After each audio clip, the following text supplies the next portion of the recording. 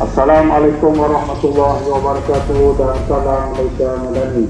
Tuan-tuan dan puan-puan, ini adalah perkongsian maklumat daripada Pejabat Penerangan Daerah Saudi.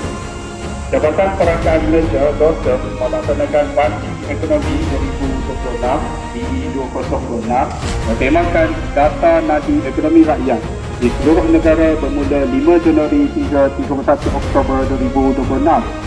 Bansi Ekonomi 2026 ini menjadi sumber utama dalam penghasilan statistik struktur ekonomi negara dengan matlamat untuk memberikan manfaat kepada rakyat dan negara.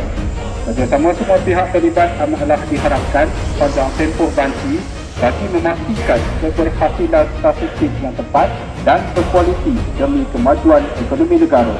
Untuk maklumat lanjut, boleh layari www.dosem.co.my atau ikuti perkembangan Bansi Ekonomi 2026 melalui media sosial @StartMalaysia dan juga Facebook Bansi Ekonomi 2026.